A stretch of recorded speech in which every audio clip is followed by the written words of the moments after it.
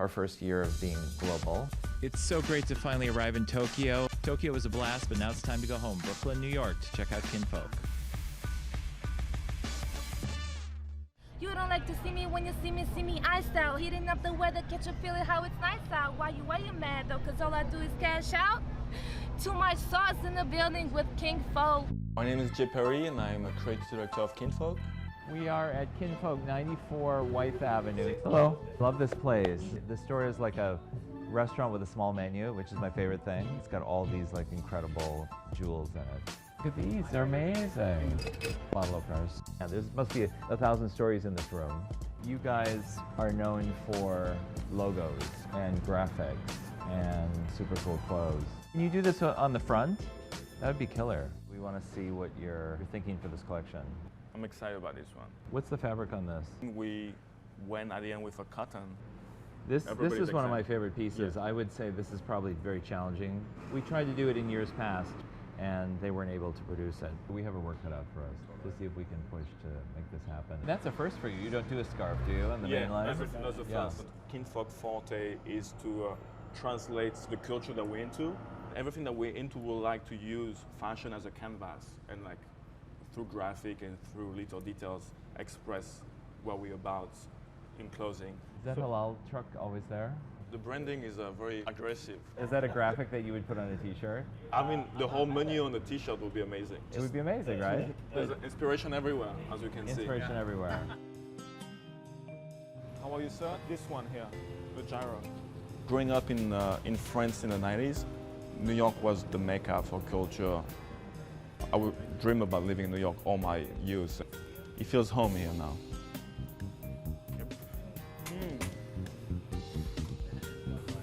Nice. Approved. Kinfolk approved. Welcome to the neighborhood. I got my office in the back. You also cut hair here in the weekend. On your way up, let me know.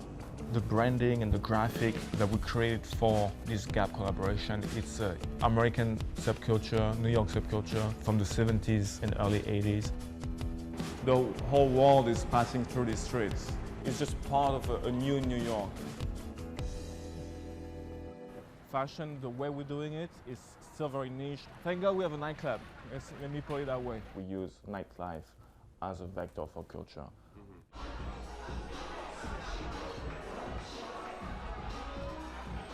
People can go in Kinfolk nightclub and have a good time. I like vodka.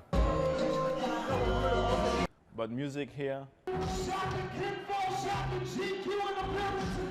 first kiss happened here. God knows what happened in the bathroom. That's a different topic. We always try to bring the culture to the garments and package it that way. I'm stoked, I'm stoked about it. Just went to the fitting this week. Everything looks great. Can't wait to have the full sample line, and the launch should be a great party. I'm outie. You guys are awesome. Thank you.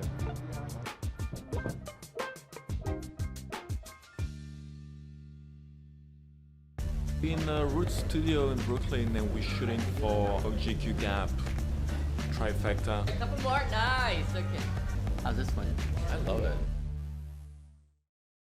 Hey everybody, I'm Garrett Munce. I'm a senior fashion editor at GQ magazine, and I'm here with John Caruso from Gap and Jey Perie from Kinfolk to talk about our GQ Gap Coolest Designers on the Planet collaboration this year. I guess I just wanted to start with a little brief intro from maybe John. Tell us a little bit about what you do at Gap, how you started in fashion. Yeah, sure. So my role at Gap is to oversee the men's product design team. And we're really responsible for executing the collection each season. And that's what you see in stores globally and at Gap.com. My road to fashion and kind of where I am today is a little bit of a different road, non-traditional road. I grew up in Michigan. And I had this kind of fantasy of the city and of fashion, and grew up watching, Casey Kasem's Top 40 and Elsa Clench on CNN, and was immediately just drawn to design and and really, really kind of wanted to live in that world. And so I grew up sketching and kind of taught myself how to draw. And I secretly entered a contest in Detroit called Fash Bash, which if you're from Detroit, you know it's a seasonal or a yearly thing that they do in Detroit, which is kind of a mashup of the automotive industry and design. So I secretly sketched this women's gown, and it was done in charcoal because I was interested in charcoal at the time, and it was all smudgy, and I put it in an envelope and I sent it off. And 2 weeks later, I opened the Detroit Free Press, and I didn't win the competition, but I was mentioned, and my sketch was featured, and I was really excited. But I kept it a secret because I grew up in an immigrant household. My parents are from Greece, and that wasn't the kind of career that you chose. For those of us who have kind of lived that story, it was, choose to be a doctor or a lawyer. Like, that's the right thing to do. So fast forward several years later, and I found myself in law school. So I had graduated with a degree in political science and thought I'd go Capitol Hill and be a lobbyist or work in politics in some way. So I went to law school. Second year of law school, I was in tax class, and I immediately thought, this is not for me. This is not what I want to do. And I found myself kind of suppressing that design element in my life. So I applied to Parsons. And I secretly, again, flew out to New York, stayed with a friend of mine who's now a big actress on the in Hollywood, and I won't say her name, but I stayed with her. She kind of supported me through the thing, and I applied, interviewed, and I got accepted. So I had to break the news to my parents, and they were shocked initially, and then I moved to New York. They actually moved me out here, drove me out, and that's where it started. So I did an internship with John Varvatos. So I actually stopped by his store one day. I was really inspired by him at the time, and went to a trunk show at Bergdorf, met him, and said, I want to be your intern. And that happened, and then I got my first job at J. Crew, and then I was fortunate enough to work at Abercrombie as well, and now I'm here at Gap, and loving it, and here working with amazing designers. Yeah. So similarly, I think we're going to sense a theme of uncommon journeys, but Jey, give us a little bit of background about Kinfolk and kind of your journey with that. Good morning, everyone. I think both myself and the Kinfolk, my partner at Kinfolk, we just follow our instinct and try to build our life and our career around things that we're into. And it's never easy, it takes time, but it's starting to work out. I'm from the south of France originally, and I had a pretty normal childhood. So going back to the immigrant family, for me was a little bit the opposite, where my family is from Spain but grew up in France. But my childhood was very normal, and then I went to Barcelona, Spain, where I did my university, and that's where I started working with nightlife there, and that's where my family were like, what was going on there. I was studying history and political science too. So from being a journalist and work more in politics to hip-hop and nightlife was a shock for them. But they supported me, and my move into fashion was actually a great surprise for them. Definitely more. They can wrap their head around it easier than nightlife, for example. But still with Kinfolk, I have the chance to be with both in nightlife, art, design, and fashion. I moved to Tokyo when I was 23, and that's where I learned most of the trade. Mostly in like menswear and streetwear. Streetwear in Japan is so elevated that it's a mix between high fashion and really like street, and I learned a lot. For me, being in Tokyo for 5 years, it was being in a college campus in a way. you're not really in part of the society because you're foreigner and people leave you alone. Like, okay, enjoy, learn, bring on the table what you can.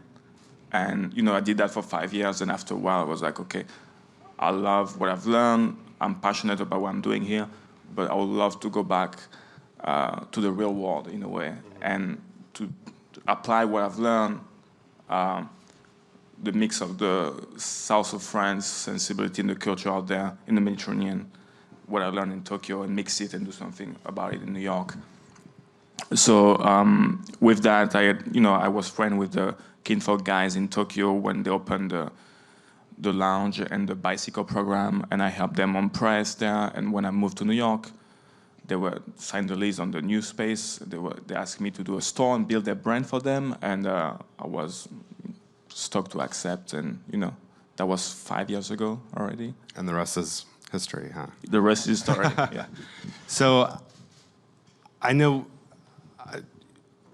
when I think of Kinfolk from a fashion point of view, I think you guys were one of the first to really almost colonize Williamsburg, and you've really created a really great kind of place there. You have quite a compound with a store and a lounge and a restaurant.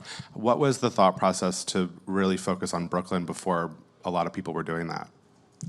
I think for Maceo, who's the one who really see the vision with the space, my partner and the founder of Kinfolk, is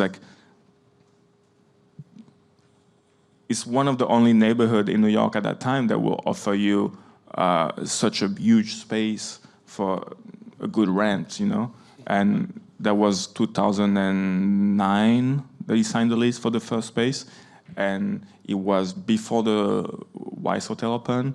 The Brooklyn Bowl was the first. It was pioneering in that corner, and we opened after. It was supposed to be more like a design studio with a cafe, nightlife component to support the rent. But the nightlife took over, and my partner got really very busy developing the nightlife portion of it. So when I came in, I tried to push, to bring the company more into the design, and opening the store was like opening a platform for us to re-express ourselves in that way. But yeah, Williamsburg, he has changed. I mean, it's crazy. He has changed a lot the last 20 years, but even the last 5 years, on that specific corner of North 11th and Wise, going there on a Friday night, we've seen the video. Even 3 years ago, it was nothing like that. So I want to bring it back to this specific project that we're working on that we're here to talk about. John, I know, from a GQ perspective, this program has evolved over the 11 years that we've done it with the magazine. This is the 6th year that we've worked with The Gap as our partner. And I wanted to talk about why we chose to go global this year, what the thought process was. I know we had a lot of conversations leading up to it all, and it's a huge departure for what we've done before. So what was kind of the general idea about going global? Well, I think the exciting thing about the global approach is really that we're a global brand, right? We're two global brands. We have a great reach, and we like the accessibility that we bring to the world, and the ability to actually work with people that I admire and that the design team at The Gap really admires, and to bring that taste level and that aesthetic to the world is a great retail outlet. And I think that was really, really important this year.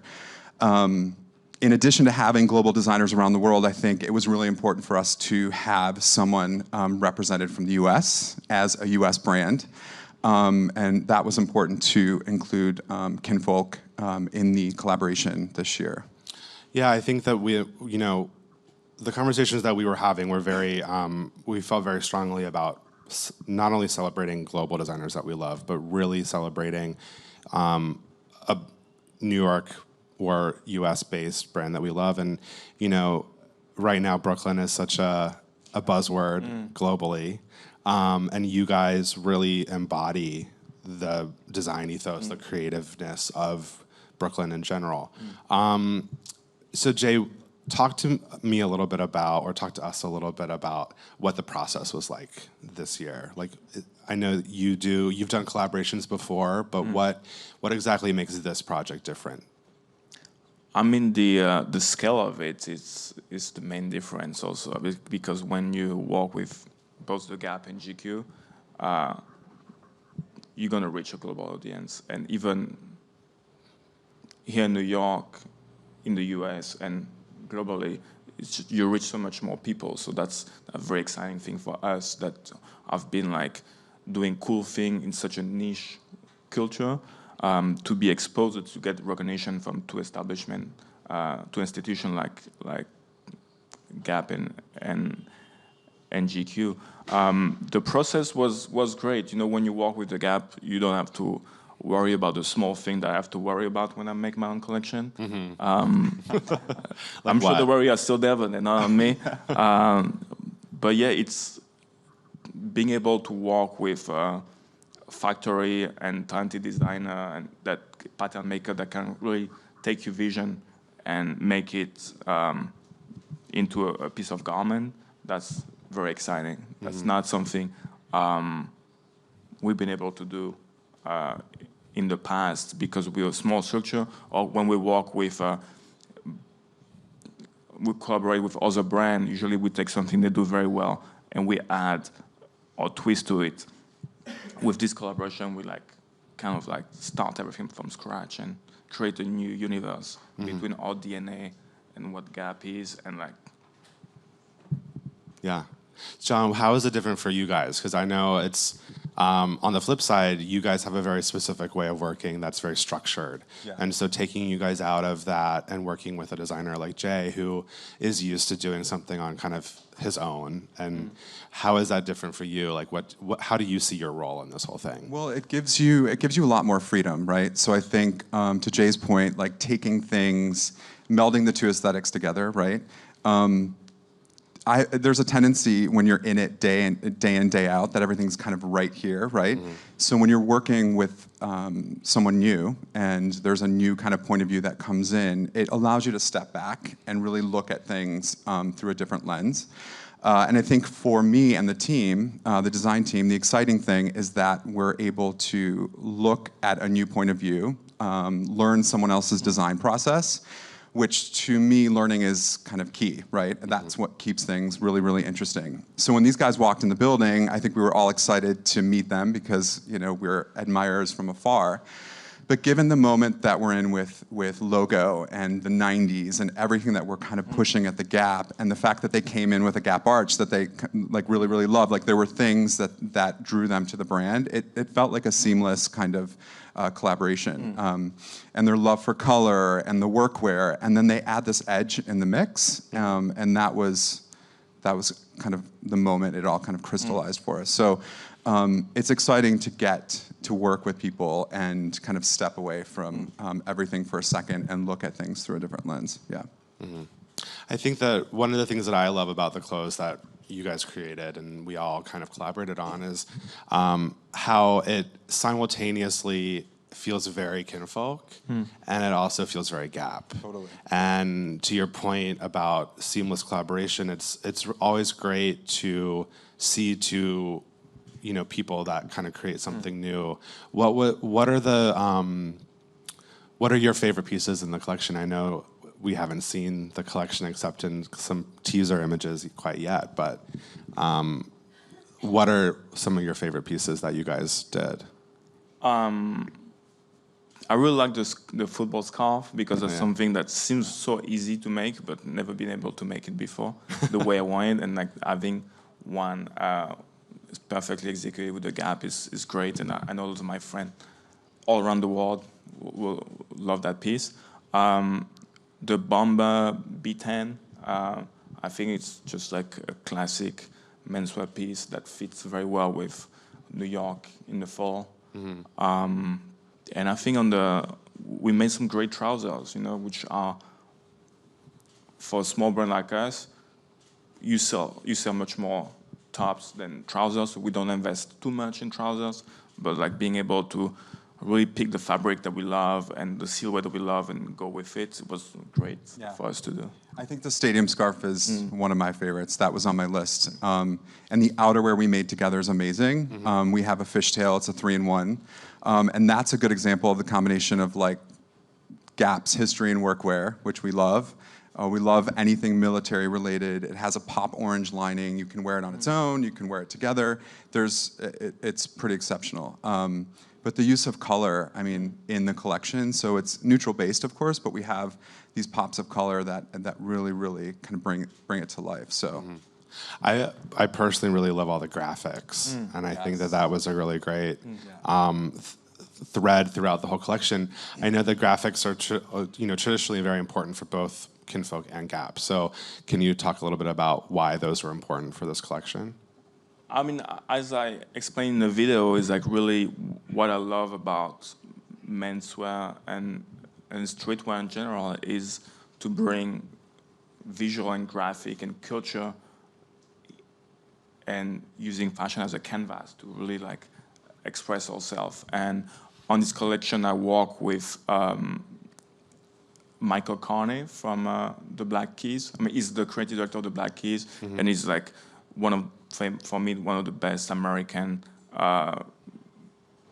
graphic designer. And so he designed the leopard head with the rose, and just like being able to walk with him and have his walk go in such a big scale, it was amazing, especially for an American brand. Having an American old school designer to walk on it was amazing. And using also all the Kinfolk icon, the double rabbits, the K with the racer font, using those logos that I see every day, but people that gonna see it at the Gap for the first time, that excitement when you see a logo for the first time, it's like that's great to be able to have that reach with those logos. Speaking of logos, I know one of the things that we both of our teams facilitated this year was this reinterpretation of the Gap logo by each designer. And John, could you talk about that, why we felt that was important, why your team really kind of helped shepherd that through? I think that our history is in this iconic arch.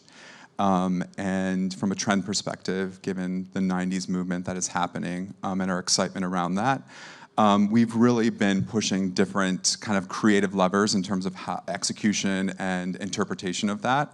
And again, just referring back earlier to the idea of, when you're in the thick of it, it's great to get someone else's perspective on it. So we were really, really excited about working with these designers and getting their interpretation of it and seeing what they could do with it. And the Kinfolk graphics are incredible. And it really is a nod to a little bit of them and a little bit of us. And yeah, so it was important to kind of flex that muscle a little bit and see what we could come up with.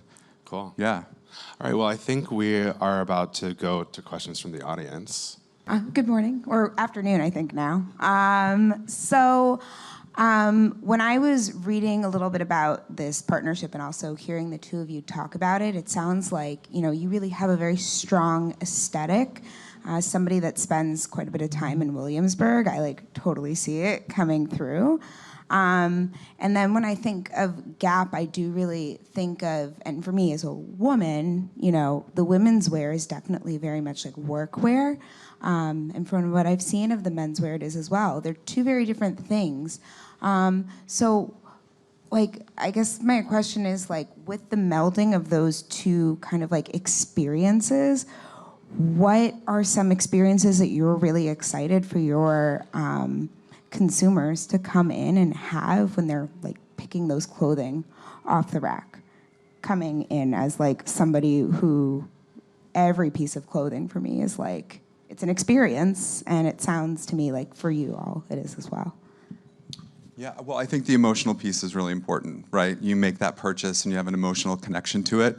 I think what we attempted to do, and I think we've succeeded, is we're offering up a collection that should connect with different consumers and different customers. I think there are different end uses and different aesthetics within the designers that we chose. So I think they're immediately being a democratic brand and meaning a lot of things to a lot of people. There's something to connect with between the different designers. I think the other piece for me is the accessibility and the price point aspect. These guys offer amazing lifestyle and clothing, but it's not always accessible to everyone from a price point perspective. And I think that's the ultimate thing for Gap is that, and I think that's something that we talk about throughout the entire thing, is to make sure there's that one thing that is at a price point where the kid in middle America or somewhere in Europe can pick up that hat for $19.95 and take part in the collaboration and take a piece of Kinfolk with he or she. So I think those two things are kind of really important. Jey, do you have, when you were designing the collection, did you think about experiences or specific people, or? I mean, I think the exciting part of our collaboration is the dialogue that, I mean, I love sociology, and, you know, I'm sure you do too with your background, and when you work with such a big retailer like The Gap, there's sociology components to why we're gonna use this color or why we're gonna have 2 buttons instead of 3, you know, because they have data, they know their market very well, and that conversation is amazing because when I design, I'm a very selfish designer. I design things I'm into, and I put it on the rack, and I enjoy seeing people doing different things that I imagine with the clothes. Like, I have a lot of women customers that come to buy menswear in my store, and I think that's very cool because they take it and they reinterpret it. Sometimes they tweak it, you know. So yeah, it's a different process, you know. Of course, when you have 100 stores in the world, you cannot. You need to think about the customer first, and different customer from different region. So yeah, that dialogue was very exciting for me. Hi, what would you say to someone whose parents don't really understand their passion? Oh, good question. Yeah, Great. that Good is one. a great question.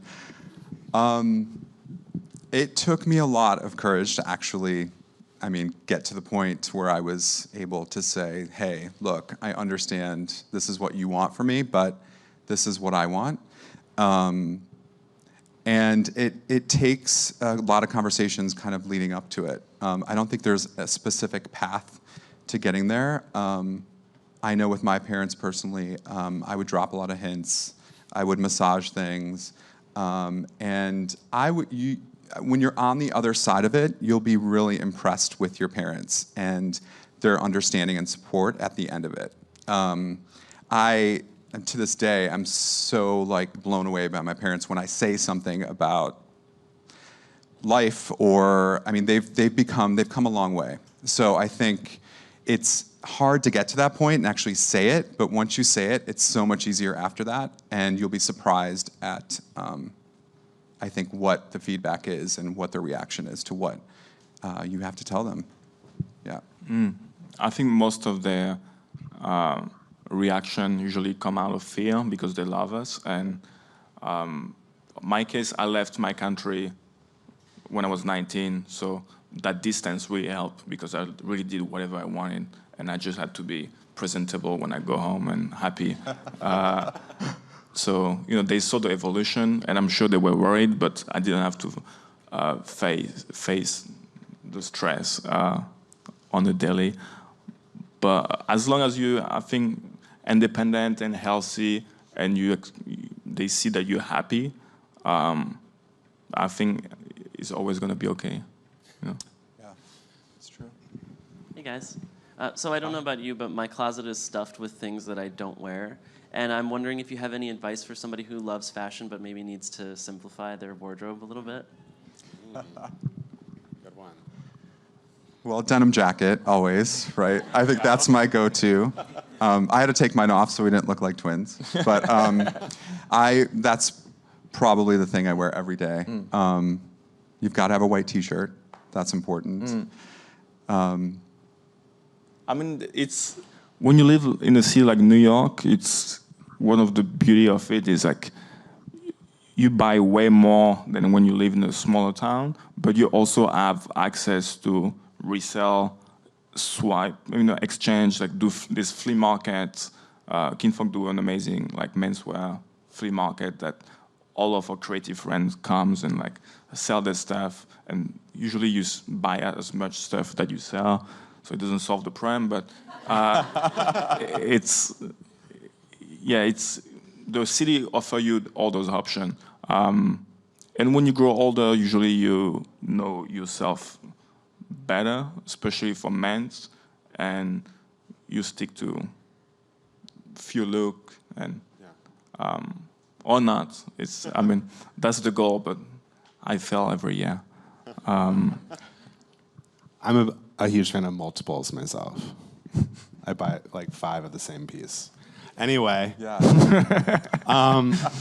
I would buy 5 of all the Kinfolk items. So the collection launches in Gap stores worldwide, select Gap stores worldwide, on September 26th, which is a week from today. And I know there's going to be a really awesome store party here in New York, where Kinfolk is taking over one of the Gap stores. Yep. So that'll be great. Come out for that. And, thank you guys so much for joining us. We're really excited about this project. Yeah, thank you. Thank you.